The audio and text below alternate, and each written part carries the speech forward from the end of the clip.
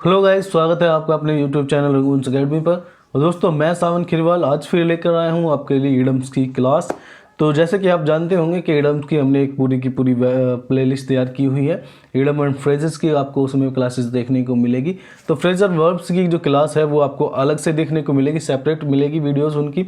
और इडम्स की वीडियोज़ आपको अलग से सेपरेट देखने को मिलेगी। तो पहले आपको सारी की सारी इडम्स की क्लासेस मिलेंगी, देन उसके बाद आपको सारी की सारी फ्रेजेस की क्लासेस देखने को मिलेंगी। ठीक है दोस्तों, तो चलिए दोस्तों वीडियो को करते हैं स्टार्ट और देखते हैं आज के जो इडम्स हैं वो क्या क्या हैं। तो दोस्तों, ये आज की हमारी 5th क्लास है। इससे पहले की क्लासेस भी आप देख सकते हैं, यदि आपने नहीं देखी है तो वो आपको प्लेलिस्ट के अंदर मिल जाएगी। तो दोस्तों, हमारा जो पहला इडम है वो आपके सामने है। N olive branch. ओलिव माने होता है दोस्तों क्या? ओलिव माने होता है जैतून। तो जैतून आप जानते होंगे एक पेड़ होता है जिसको शांति का, या उसके जो लीव्स होती हैं, उनकी पत्तियां होती हैं, उनको शांति का प्रतीक माना जाता है। ठीक है, उसको मतलब एक सिंबल दिया हुआ है कि ये शांति का प्रतीक है। तो इससे आप जान सकते हैं ओलिव ब्रांच का मतलब क्या हुआ, शांति का निवेदन। ब्रांच माने होती है डालियाँ। ठीक है दोस्तों, पेड़ की डाली। An open book. An open book का मतलब क्या है? खुली किताब। आपने सुना होगा किसी को कहता हो कि भाई मैं खुली किताब हूँ, यानी कि मेरे अंदर कोई रहस्य नहीं है, जिसके बारे में हम सब कुछ जानते हो, किसी कोई रहस्य ना हो, वो चीज़ ओपन बुक कही जा सकती है। नेक्स्ट देखते हैं क्या है। Apple of Discord. डिस्कॉर्ड माने होता है झगड़ा या विवाद। तो एप्पल ऑफ डिस्कॉर्ड यानी कि झगड़े का कारण। ठीक है, तो आप इसको देख लेंगे। एप्पल ऑफ वंस आई।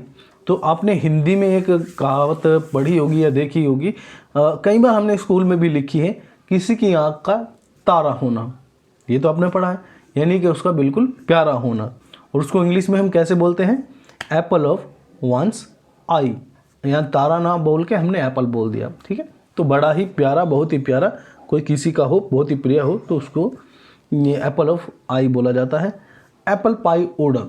ठीक है, एप्पल को पाई ऑर्डर में लगाना। ऑर्डर का मतलब क्या होता है? एक व्यवस्थित रूप में लगाना। ठीक है, पाई ऑर्डर में। ठीक है, तो इसका मतलब समझिए आप, साफ सुथरा एवं व्यवस्थित।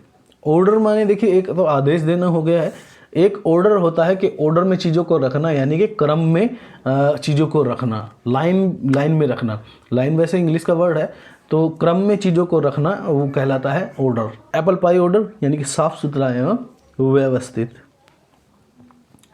Argued eyes. आर्ग्यू आने क्या होता है? भाई किसी से बहस करना। ठीक है, आर्ग्यूड आइज का मतलब तो आप मान सकते हैं सतर्क एवं चौकस, तो आर्ग्यूड आइज इसको बोलते हैं। तो नेक्स्ट देखते हैं दोस्तों क्या है। Arm chair critic. क्रिटिक माने होता है किसी की आलोचना करना। आलोचना का मतलब हुआ किसी की बुराई करना या चुगली करना। ठीक है, आर्म चेयर क्या है? एक ऐसी चेयर है जिसके ऊपर हैंडल्स होते हैं हाथ रखने के लिए बराबर में, तो उसको आर्म चेयर बोलते हैं। तो आर्म चेयर क्रिटिक यानी कि एक आर्म चेयर पर बैठ के हाथ रख के किसी की भी आपको आलोचना कर रहे हैं, तो वो बड़ा ही आसान है, क्योंकि आप हकीकत से परे होकर वो चीज़ें बोल रहे हैं, आपने वो चीज़ें महसूस नहीं की है। तो हकीकत से परे होकर चीज़ों की आलोचना करना बोला जाता है arm chair critic. Around the clock. तो यहाँ दोस्तों ये शायद गलत टाइप हो गया है। अराउंड द क्लॉक का मतलब होता है पूरे 24 घंटे, यानी कि 24 आवर्स। अराउंड द क्लॉक मतलब एक क्लॉक के पूरे चारों तरफ। ठीक है, तो चारों तरफ को होते हैं जब वो पूरे 24 घंटे हो जाते हैं। वैसे तो 12 घंटे में पूरी सुई एक बार में घूम जाती है एक जगह से दूसरी जगह तक, लेकिन इसको बोला जाता है 24 घंटे। अराउंड द क्लॉक को बोला जाता है 24 घंटे। और हथियारों से लैस को बोला जाता है आर्म टू टीथ। आर्म माने देखिए दोस्तों भुजाएं भी होते हैं, और आर्म्स अगर उसमें एस लगा दिया जाए तो होता है हथियार। Arms to teeth. नेक्स्ट हो सकता है वही हो arrow in the queer. Arrow in the queer. Queer क्या होता है दोस्तों? एक तरकस होता है जिसमें बाण रखे जाते हैं। आपने देखा होगा महाभारत और रामायण के अंदर, उसमें क्या होता है, पीछे जो होता है ना जिसमें तीर रखे होते हैं उसको तरकस बोलते हैं। तो इंग्लिश में उसको क्यूअर बोलते हैं। एरो इन द क्यूअर यानी कि उसके अंदर कोई एक ऐसा तीर है जो आपको आपका लक्ष्य हासिल करा दे, जिसको आप रामबाण भी बोल सकते हैं। नेक्स्ट देखते हैं क्या है। As daft as a brush. यानी कि एकदम बिल्कुल मूर्ख व्यक्ति, ठीक है, उसको एज डार्फ एज ए ब्रश बोला जाता है। नेक्स्ट देखिए दोस्तों क्या है, as hard as a nail. Nail क्या होती है, नेल माने नाखून भी होते हैं और नेल माने कील भी होती है। तो नाखूनों जितनी एकदम निर्दय होना, ठीक है, जब हम नाखून से किसी को खुरचते हैं तो वो निर्दय पूर्वक कार्य होता है।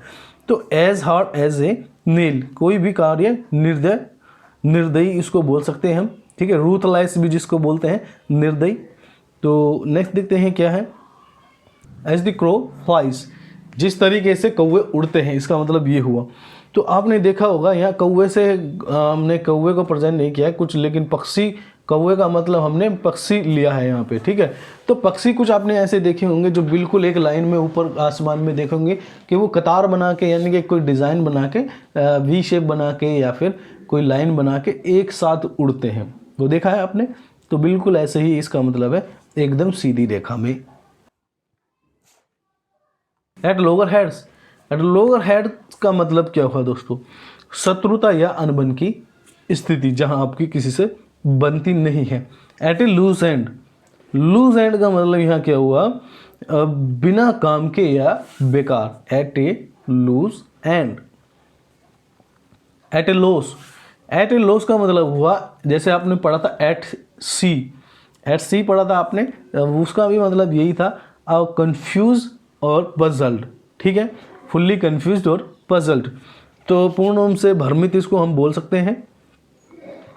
एट ए पिंच, पिंच का मतलब क्या होता है, चुटकी। जब हम किसी को चूटी भरते हैं तो हम पिंच करते हैं, तो किसी की चुटकी के अंदर होना। जैसे हमने कोई चींटी है, चींटी को अपनी चुटकी के बीच में उठाया हुआ है, तो आप क्या समझते हैं उस टाइम उस चींटी को क्या है, वो समस्या में है, क्योंकि वो ज़्यादा से ज़्यादा दबाव पड़ गया तो वो मर भी सकती है। तो कहीं इसी स्थिति में फंस जाना, तो वो समस्या का ये एक रूप है। तो एट ए पिंच, यानी कि पिंच में किसी की चुटकी के बीच में होना, तो आप समस्या में होना समझ सकते हैं इससे। ये थोड़ी सी एक्सप्लेनेशन मैं इसलिए करके बता रहा हूँ ताकि चीज़ें आपको याद हो जाए, ठीक है दोस्तों। एट ए स्नेल स्पेस, स्नेल में, स्नेल माने दोस्तों क्या होता है, स्नेल होता है एक जीव, आप इसको घोंगा भी हिंदी में बोलते हैं, और स्नेल या कॉन्च भी इंग्लिश में उसको बोलते हैं, CONCH, कॉन्च माने भी घेंगा ही होता है, घोंगा होता है, सॉरी।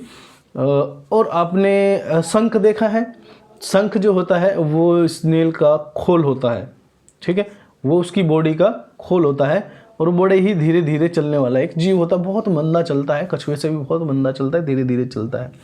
तो स्पेस माने क्या होता है, पेस माने होती है गति, यानी कि एट स्नेल स्पेस, यानी कि स्नेल की गति के समान।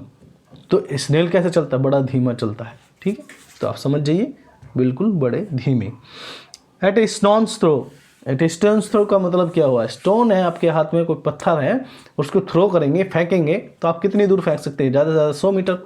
तो बहुत ज़्यादा दूर तो हुआ नहीं 100 मीटर, आपको अगर कहीं जाना हो तो 100 मीटर बहुत दूर थोड़ी है, 100 मीटर ये रहा, आप आराम से जा सकते हैं। तो इसका मतलब क्या हुआ, बहुत ही नज़दीक, ठीक है। तो स्टोन्स थ्रो यानी कि बहुत नज़दीक। At arm's length, arm's length का मतलब हुआ एट आर्म्स लेंथ, किसी से एक हाथ की, एक गज की दूरी बना के रखना। गज तो आप जानते होंगे ना, हाथ वाला। तो आर्म्स लेंथ यानी कि किसी से एक हाथ की दूरी बना के रखना, के यानी कि दूर रहना या परहेज करना, इसको आप बोल सकते हैं। तो दोस्तों आज की वीडियो में इतने ही हमने इडम्स लिए हैं। तो छोटी छोटी वीडियो बना रहे हैं ताकि आपको वीडियोस देखने में ज़्यादा डिफ़िकल्टी महसूस ना हो और आपको ज़्यादा बोरियत भी महसूस ना हो।